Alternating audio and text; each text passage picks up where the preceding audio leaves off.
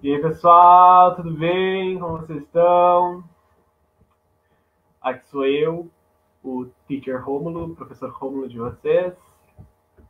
Ahn, Tudo certo, então? Vou esperar até umas 7h35, então, para começar a falar mais da aula, para vocês entrarem. Tudo bem?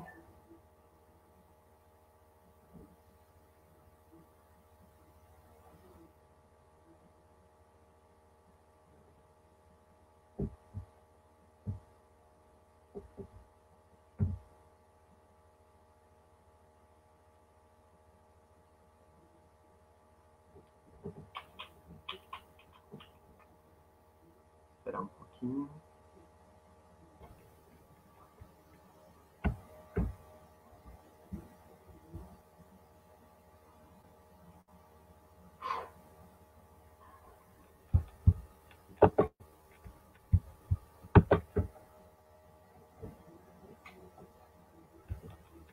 Vamos lá. Esperar, então, mais um pouquinho para a gente seguir adiante na nossa aula de português linguagem.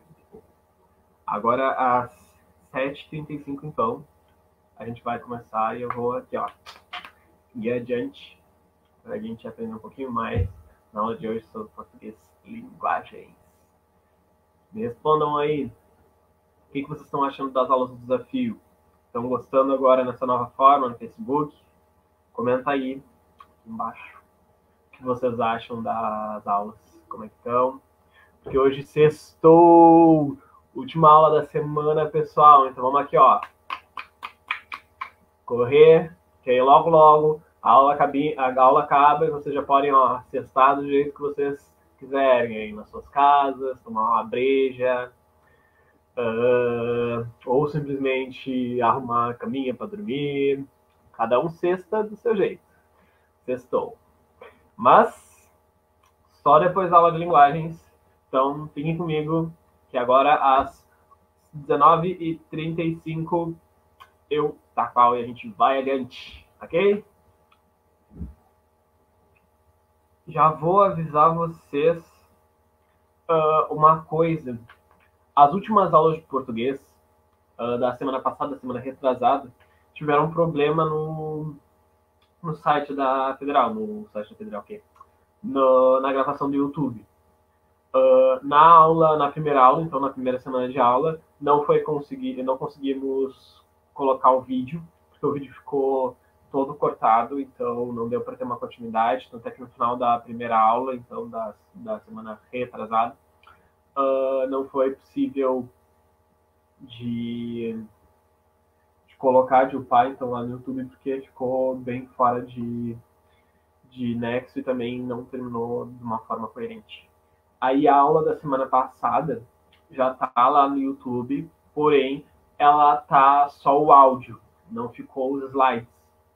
Então, só para avisar para vocês que então a gente não teria aulas disponíveis no YouTube ainda, porque eu planejo então para a semana que vem fazer o meu canal no YouTube e conseguir compartilhar para vocês videoaulas com o conteúdo que a gente trabalhou nessas duas últimas aulas de forma bem especificada, bem curtinha, ó, topíssima, para vocês darem uma olhada, tá? Para vocês acompanharem, quem não conseguiu acompanhar, então, as duas últimas aulas de português e linguagem.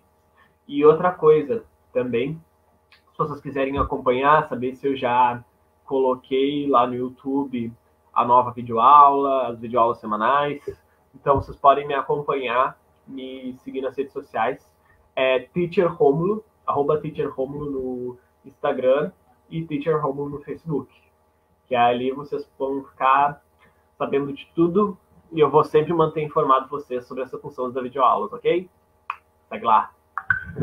Vou esperar só mais um pouco, só mais um minutinho antes de começar. Top.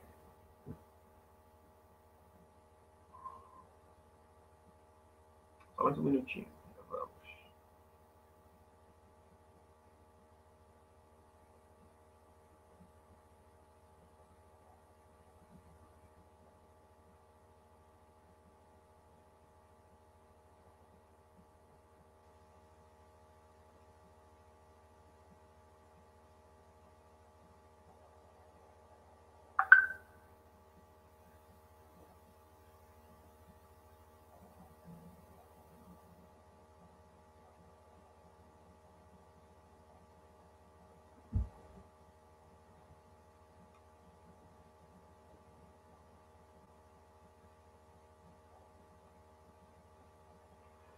Então, 19h35, vamos começar então a aula de português. Vamos lá, vou pegar a ferro. Então, para iniciar, eu quero relembrar então um pouquinho mais das duas últimas aulas e perguntar para vocês o que seria para vocês a forma. Ui, não tá passando. A forma errada e a forma correta de falar o português. O que acontece? Nas duas últimas aulas a gente falou o seguinte para vocês, que não existe forma errada de falar o português.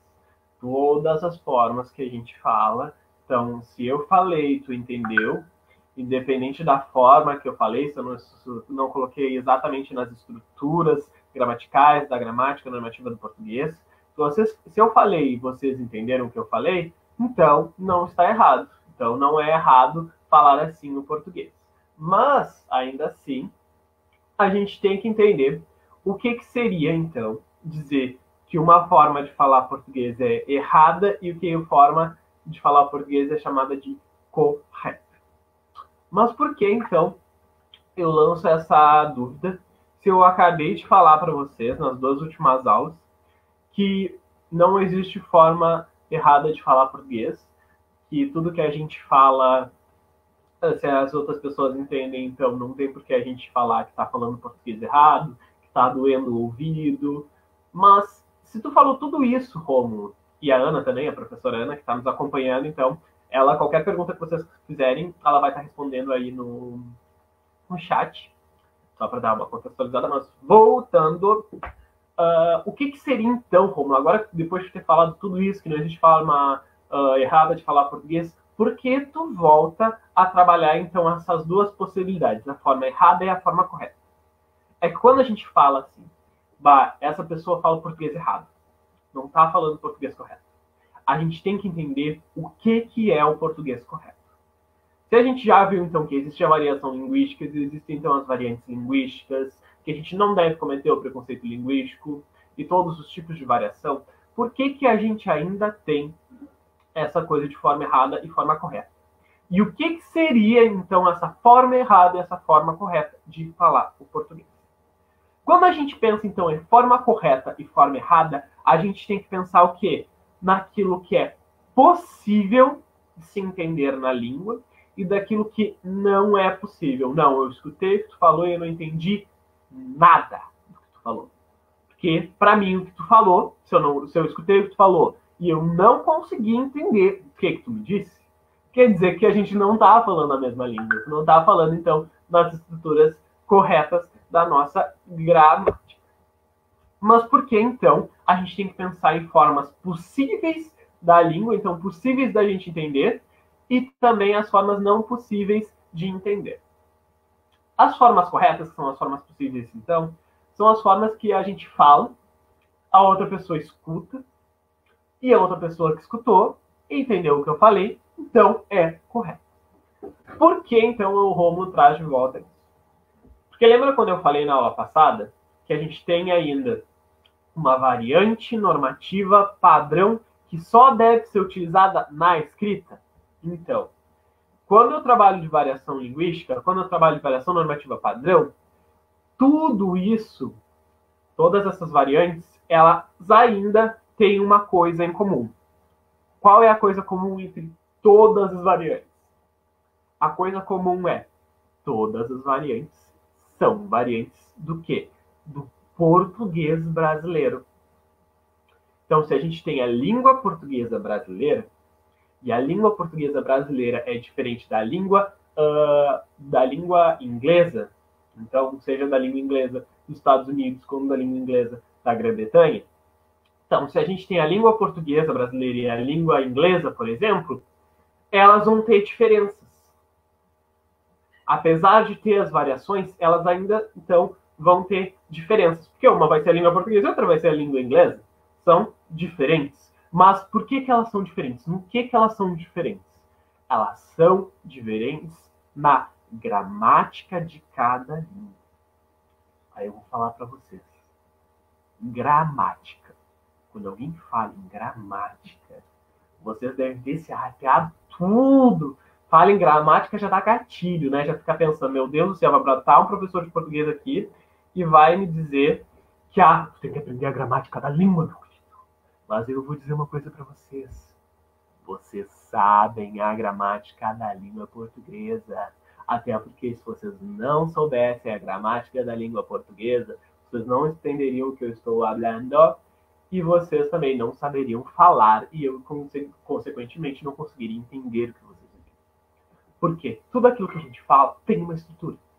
Por mais que sejam estruturas diferentes de outras regiões do país, de outras cidades das pessoas, então, por mais que tenham essas variantes, elas ainda vão ser regidas por uma gramática, que vai ter, então, esses pontos comuns, porque são a gramática, então, da língua portuguesa.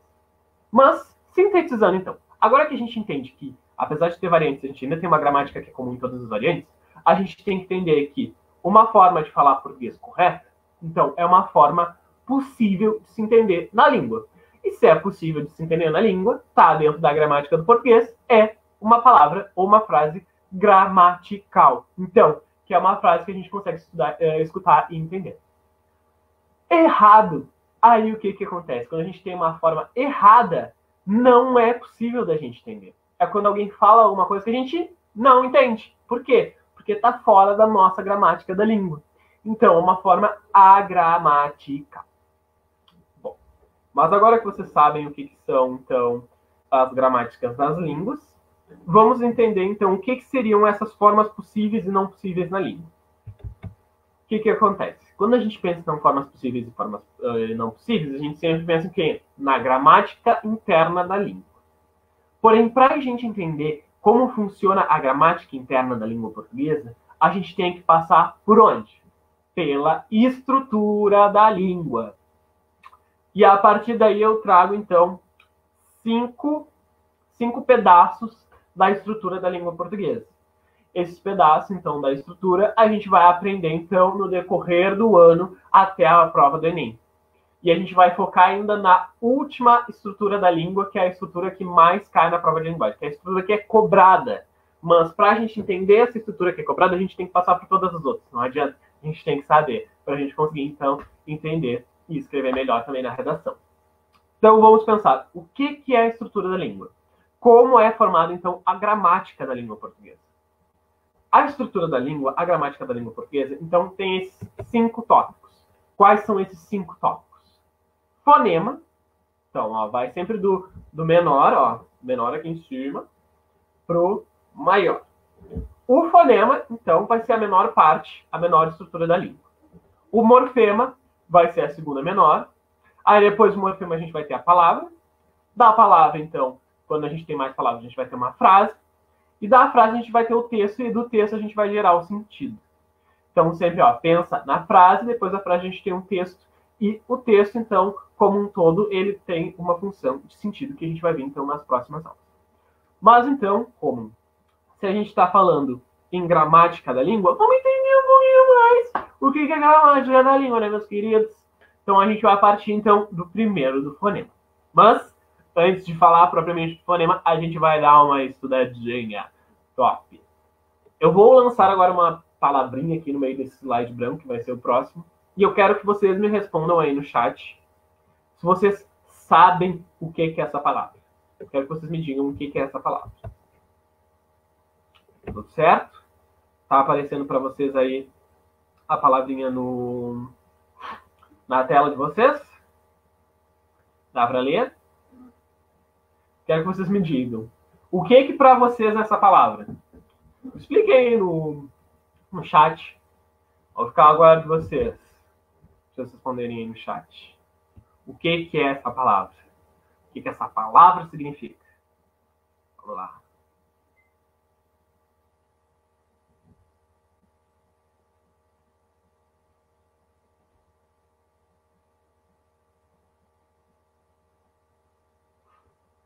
Vamos ver.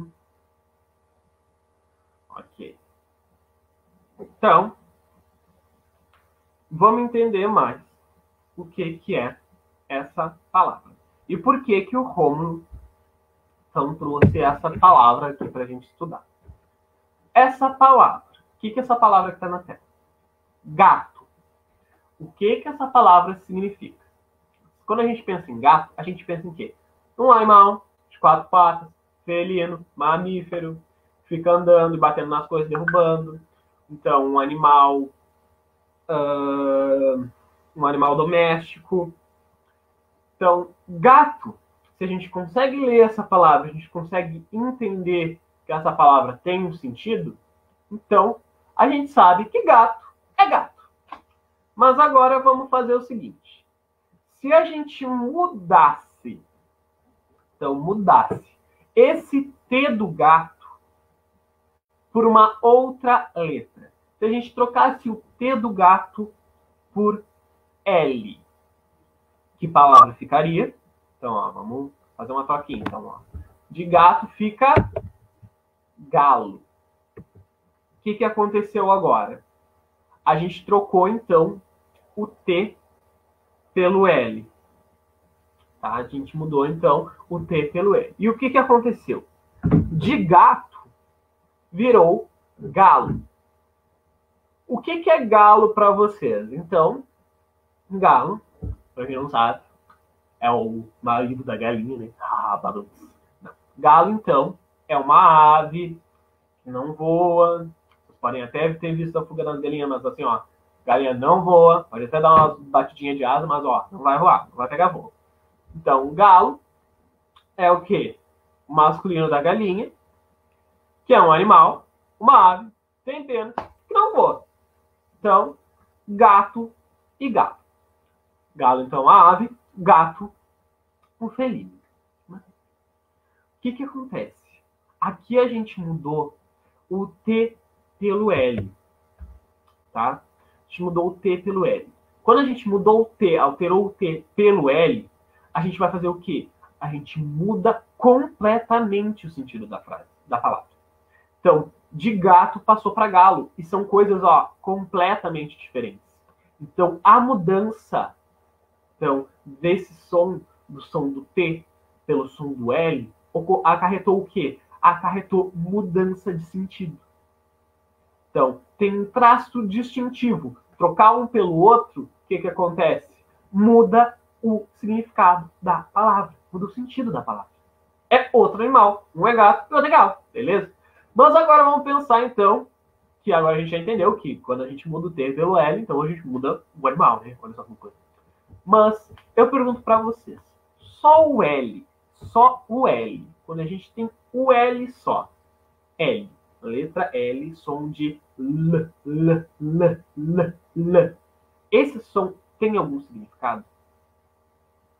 Não, né? Só pelo som do L, ele sozinho não vai ter significado. Porém, então, quando a gente muda, quando a gente coloca esse som em uma palavra, o que acontece? A gente agrega o significado e a gente muda o significado.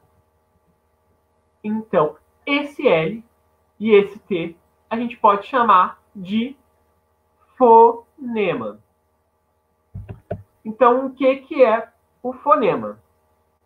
O fonema é o som, ou seja, todo aquilo que a gente fala através de quê? De fonemas. Então, as palavras, os morfemas, as frases, os sentidos, todos saem, então, todos funcionam por quê? Por causa do som.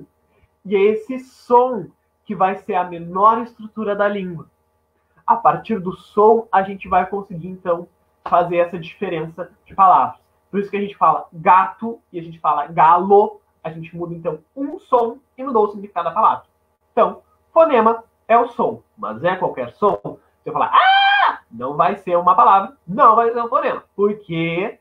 Porque não, então, não vai ter um traço distintivo. E o que é, e nem vai acarretar um significado. Mas o que seria, então, por que o fonema não é só qualquer tipo de som? Ele vai ser um som, tá? Que ele não vai carregar significado, como a gente pode ver o l, l, l, l, l, l, l, só o L, então não vai ter significado. Porém, quando a gente troca aqui o T pelo L, então o T pelo L, o som do T pelo som do L, então o que vai acontecer? Vai diferenciar as palavras. Então, a gente pode dizer que o fonema é um som tá? Que não carrega significado por si só, mas tem traço distintivo. Pode, então, modificar o significado da palavra.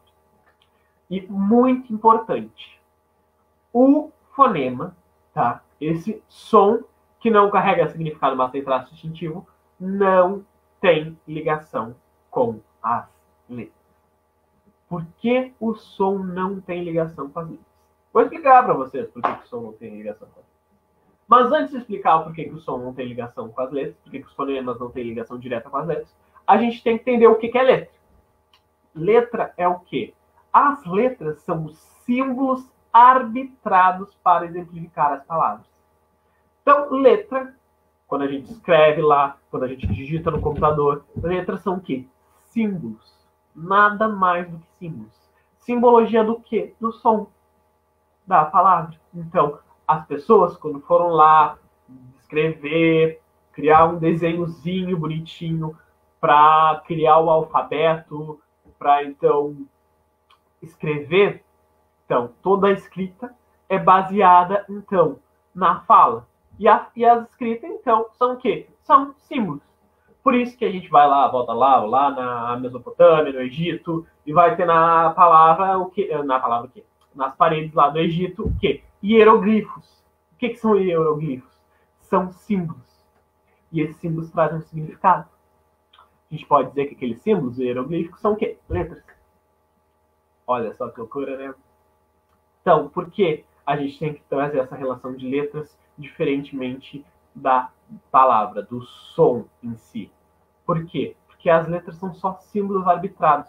Então, são símbolos escolhidos para que seja aquele som. E por que então, as letras não têm ligações com as palavras, com os sons, no caso? Por que não tem essa ligação? Aí eu pergunto para vocês. A gente tem a palavra exceção. Exceção. A gente tem o E, o som do S, o som do E, esse, e mais um som do S, e um ão. Então, exceção. Tá? Esse som do S, como é que a gente escreve? Como é que a gente escreve exceção? A gente coloca um E, um X, um S. Um E, um X, um C. A gente coloca um S e um outro S. A gente coloca só um S. Por que então a gente tem essas múltiplas grafias da palavra? Por que algumas palavras vão ter um som, porém na hora de escrever vão ter umas letras diferentes? E é justamente essa diferença da relação entre o som e as letras que a gente tem que tomar cuidado, que as letras não têm ligações diretas com o som. Mas pensamos assim, não tem ligação direta com o som, mas ainda assim a gente consegue aprender que cada letrinha vai ter algum som, e essas letrinhas, quando juntas, vão então se tornar palavras, e essas palavras a gente vai entender e relacionar com aquilo que a gente fala com o mundo exterior. Ok, pessoal? Então, fonema é o som. É o som, mas qualquer som da língua? Não, não é qualquer som da língua. São aqueles sons que não carregam significado, mas têm traço distintivo nas palavras. E vamos lembrar também que letras são o quê? São símbolos arbitrados para exemplificar palavras. E que as letras, elas não têm ligação direta. Vai ter alguns momentos que as letras vão nos dar um vira e mexe na nossa cabeça, e a gente não vai saber se a palavra é escrita com S, com 2S, com cedilha, com Z, com S. Por quê? Porque não vai ter uma ligação direta entre som e as letras. Ok, pessoal? Seguir adiante. Saber mais um pouquinho sobre a estrutura da língua. Então, agora a gente já sabe o que é fonema. Mas como é que funcionam esses sons, esses fonemas na língua portuguesa? As palavras, então, elas são formadas por sílabas. Então, sempre ia lá aquela professora de português, aquele professor de português ia falar assim, ó, para vocês lá na história de vocês, Ah, eu quero que vocês separem as sílabas das palavras. Olha só que loucura! Por que então a gente tem essa separação de sílabas no português? A gente tem essa separação de sílabas no português, por quê? Porque as palavras do português, a forma com que a gente fala, estruturadas por sílabas. Mas o que são sílabas? Sílabas são o quê? Sílabas são o quê? São encontros de sons consonantais com um som vocálico. Ou seja, sons de consoantes junto com o som de uma vogal. Olha só que loucura. A gente tem lá, que é o encontro, então, do l com o a. Lá. E por que o português, então, a língua portuguesa tem essa questão de ser separada por sílabas? Porque na nossa fala a gente sempre coloca uma vogal depois de uma consoante. Olha só que loucura. Por isso que o português a gente tem, então, essa separação de sílabas. A gramática da língua portuguesa pede que exista sempre essa separação de sílabas. Mas por que no português tem sílabas e nas outras línguas não tem? E quais são essas línguas? Como essas outras línguas não têm sílabas? Me explica melhor sobre sílabas. Aí eu vou explicar para vocês. Tem um supermercado, um hipermercado, na verdade, aqui em Pelotas, não sei se vocês conhecem, que fica lá no prolongamento da Bento. Sabem me dizer que supermercado, que hipermercado é esse que fica no prolongamento da Bento? Vou esperar vocês. Quero ver aqui vocês me dizendo que supermercado é esse. Que hipermercado é esse que fica lá no prolongamento da Bento, à frente do Village 1. Vamos dizendo aí. Aguardo vocês. Vamos lá, quero saber. Quero que vocês me digam qual é esse hipermercado, qual é esse supermercado aí que fica lá no prolongamento da Bento. Quem é de Pelotas vai saber e vai entender que hipermercado é esse.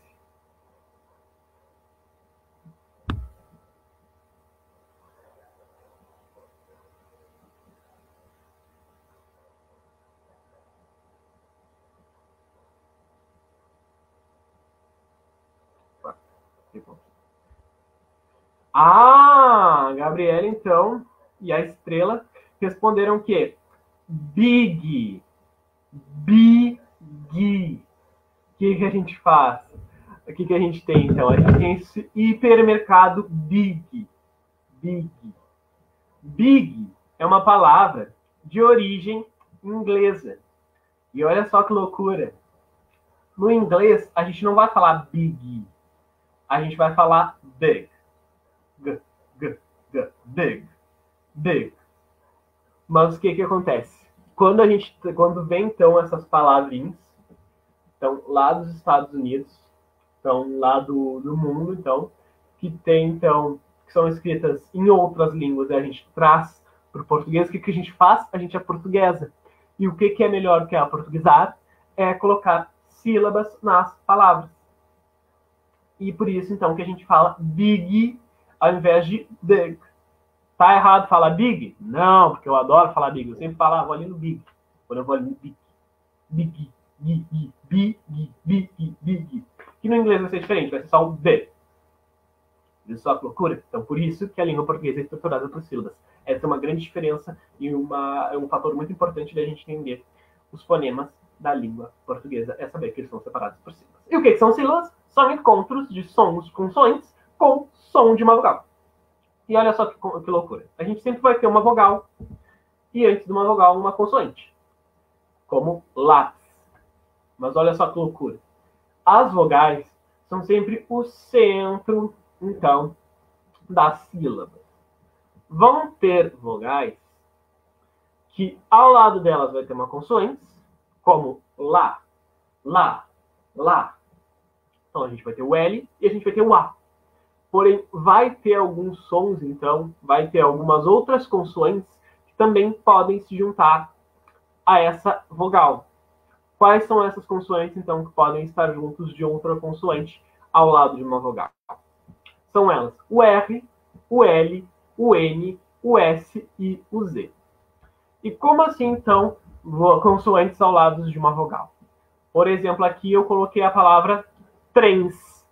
O que a gente tem? A gente tem uma vogal, com a vogal o E, e ao lado dessa vogal a gente vai ter um R, um T, um N e um S. E são só essas consoantes que podem estar, então, juntas de uma vogal. Sempre nessa ordem. Viu só que loucura? Então, qualquer palavra que seja diferente dessa estrutura, então, qualquer palavra que tenha uma consoante diferente, com um T e um B, não pode no português. Se um T e um B não pode no português, então é a gramatical. Viu só que loucura? Mas nunca vão falar tuba, tuba, tuba, tuba. A gente nunca vai falar isso no português. Por isso que a gente tem que entender o que é a forma correta e o que é a forma errada. A forma correta é tudo aquilo que é possível na gramática. Tudo aquilo que a gente fala que a gente tem. Beleza? Então, sintetizando, isso são fonemas. E dos fonemas, então, a gente tem essa ligação por sílabas. E a partir das sílabas, a gente vai ter, então, palavras. Mas olha só que loucura. Agora a gente sabendo, então, que a língua portuguesa ela é formada por fonemas, que são sons, mas qualquer som, não é qualquer som. É aqueles sons que são, então, tem um traço distintivo na língua. Sabendo, então, que a língua é formada por fonemas, e os fonemas juntos formam sílabas no português. Olha só que loucura. Eu pergunto para vocês. A palavra problema tá errado na língua? Peguei vocês, né? Olha só que loucura.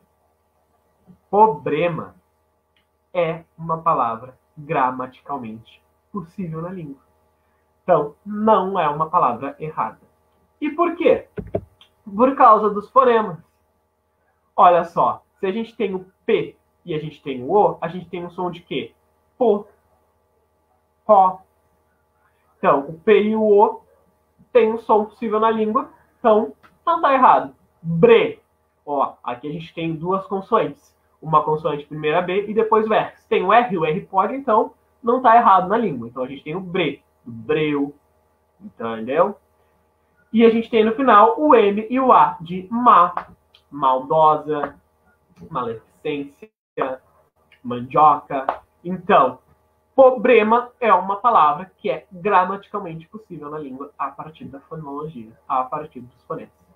Viu só que loucura? Espero que tenha ficado claro, então, para vocês o que seriam os fonemas na língua portuguesa. E vamos adiante. Agora que a gente já entendeu um pouquinho mais sobre o que é fonemas, qualquer dúvida aí, ó, digitem aí que a professora Ana, ó, vai responder vocês, tá? Então, fonemas são isso. Agora vamos entender qual é a segunda estrutura da língua. Primeiro a gente tinha fonema, depois a gente tem morfema. O que é o morfema? O morfema é a menor unidade linguística que carrega significado. Mas peraí. Como? Não tinha me dito que o fonema era a menor unidade da língua? Que o som é a menor unidade da língua? E eu digo assim, ó. Sim, o som é a menor unidade da língua. Porém, o som, ele por si só, então o som, o fonema, pode ser a menor unidade da língua, mas não carrega significado. O morfema tem essa diferença. O morfema vai ser a menor unidade da língua que carrega significado. Então, essa é a diferença geral entre o morfema e fonema. Mas vamos entender na prática o que seria esse morfema, essa menor unidade linguística que carrega significado. A gente tem essa palavra aqui na tela. Feliz. Alegre. Feliz. A gente tem a palavra feliz. Eu estou aqui muito feliz, tendo uma aula com vocês na sexta-feira, tirando saco de vocês, que vocês podiam então estar bebendo uma cervejinha em casa, vamos cuidar com a quarentena. Então, estamos felizes na aula de português aqui, tudo bem? Então, feliz, vai lá, o Rome vai pedir para vocês pensarem diferente. Feliz. Se a gente fosse falar o contrário de feliz, quais formas a gente conseguiria, então, falar o contrário, dizer o contrário de feliz? Quero aí que vocês vão aí me comentando o que para vocês é o contrário de feliz. Ó, virei, ó. Ai, Romulo estava falando de felicidade, agora quero dizer o contrário de feliz, Romulo. Vê se pode. Vamos lá! Quero a respostinha de vocês aí embaixo. Quero que vocês me digam aí o que é contrário de feliz, porque aqui, ó, acabou a felicidade. Então, vamos lá. Comentem aqui embaixo o que é o contrário de feliz. O que para vocês é o contrário de feliz. Vamos lá. Escrevam aqui o que para vocês é o contrário de feliz. Dizer o contrário de feliz. Vamos escrevendo aqui o que para vocês é o contrário de feliz.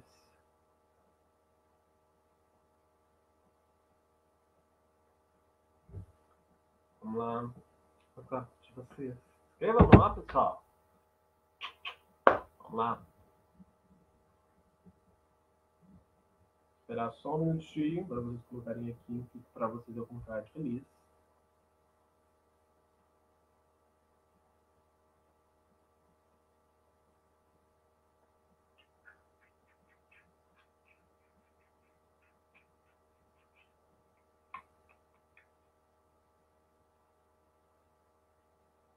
Olha, ela disse triste. Olha só que loucura. Triste é o contrário de feliz? Sim. Então a Estela teve um ótimo exemplo. A Estrela, então, disse triste. Triste é o contrário de feliz. Mas a gente tem outras formas de falar o contrário de feliz? Vamos pensar. Quero mais exemplos, então, do que seria o contrário de feliz. Quais as outras formas que a gente pode dizer o contrário de feliz? Vamos lá. Pode esperar. Mais um exemplo aí. Vamos lá, Gabriele. Dê um exemplo.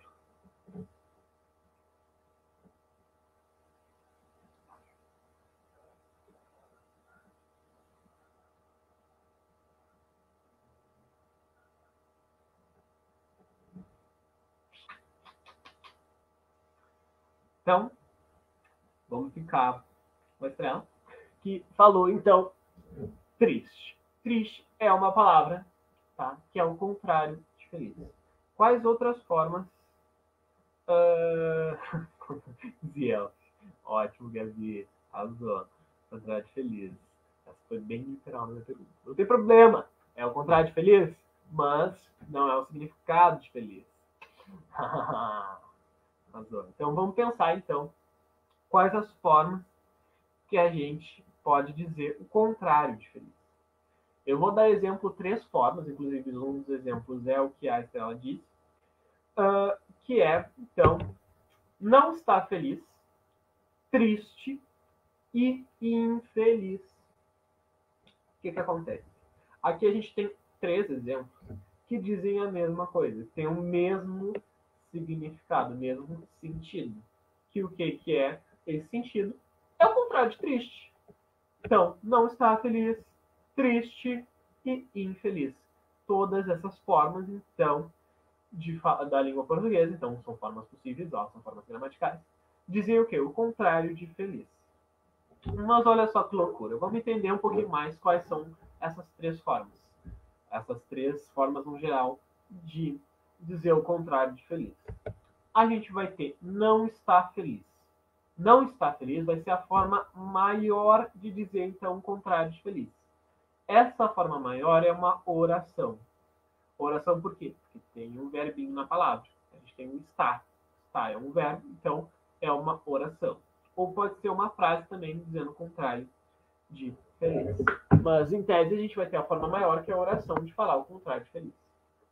Depois a gente vai ter a forma média, que foi o exemplo que trouxeram aí, que é o quê? A palavra. A gente, então, cria uma outra palavra, a gente tem uma outra palavra para dizer o contrário de feliz, que é o triste. Triste, né? Não, vamos ficar feliz, porque agora chegamos num momento árduo da aula. Então, a gente tem o que também? A gente tem o infeliz. O que acontece? A gente tem a palavra feliz. Deixa eu dar uma escadinha aqui. A gente tem a palavra feliz aqui. Palavra feliz. E o que a gente fez? A gente agregou a essa palavra o in. Então, a gente, em vez de usar uma outra palavra, a gente colocou o in antes de feliz. E esse in é a menor unidade linguística com significado. Quando a gente pensa em infeliz, esse in tem um significado de quê? De negação, de que a pessoa não está feliz. Então, se tem um significado de negação, nesse caso o in, é um morfema, que é a menor unidade linguística com significado. Top, né? Ficou claro, então, entender o que seria o morfema? O que é, então, essa menor forma, menor unidade linguística com significado? Tá? Se vocês entenderam o que é morfema, que é essa menor unidade linguística com significado, então, que é esses pedacinhos de palavras que tem, então, um significado, que é agregado na palavra, então, coladinho na palavra, vai ter um significado, a gente entende o que é morfema. Mas por que existem morfemas na língua? Vamos pensar o seguinte. Se para cada palavra, tá? Para cada palavra, para cada sentido, então para cada significado, para cada forma linguística, se a gente fosse falar o contrário, ou se fosse falar de uma outra forma, a gente criaria outra palavra. Pensa assim, a gente tem o quê? A gente tem o gato e a gente tem a gata. O que é essas duas palavras? A gente tem o gato, então, que é o felino, então, o bichinho, fofinho, que fica jogando as coisas no chão. A gente tem o gato, que o que é o gato? O gato, então, é esse bichinho, felino, bonitinho. A gente tem a gata. A gata é o quê? É o mesmo animal. Porém, o que acontece? O que a gente tem de diferença? Um é gato e o outro é gata. A gente tem o O e o A. E esse O e o A são morfemas. Por quê? Porque quando a gente coloca um gata, o A no final do gato, a gente tem um significado. Qual é o significado? Significado de feminino. Mas aí, por que então, como tu fez então voltar a mesma explicação que tu já deu, agora com o exemplo do gato e da gata. Vamos pensar assim. Se a gente não tivesse o morfema A para significar feminino, então gato, gata, deixa eu pegar outro exemplo, menino, menina. Se a gente então não tivesse esse A para simplificar, para usar como feminino, se a gente criasse uma outra palavra completamente diferente para ser o feminino, imagina o tamanho do dicionário, que não deveria ser da língua portuguesa, se a gente não tivesse os morfemas. Se a gente não tivesse, então, uma menor unidade linguística, uma linguagem linguística pequenininha, que a gente liga na palavra, então, para fazer um significado diferente. Imagina se para cada uma a gente fosse precisar de uma outra palavra para só simplesmente significar um outro morfema. Então, por isso que é importante a gente saber o que é morfema. Por isso, então, a importância do morfema. Porque o morfema, então, vai fazer o quê? Vai fazer com que diminua os dicionários. Ah, não, mentira. Mas, sim, o morfema, então, a necessidade do morfema é o quê? Para a gente não ter repetição de palavras. Para a gente não ter que criar outras palavras para significar, então, coisas semelhantes que não precisariam, então, de uma palavra inteira modificada. Só um morfeminho. Viu só? Então, ó, sempre pensa em morfema. Graças a Deus a gente tem morfema na língua. Porque se a gente não tivesse morfema na língua, imagina o dicionário, né? Que loucura, né? Que loucura. Uma loucura, né? Mas, então, para fechar a aula de hoje, a gente vai pensar, então, em sintetizar tudo que a gente falou.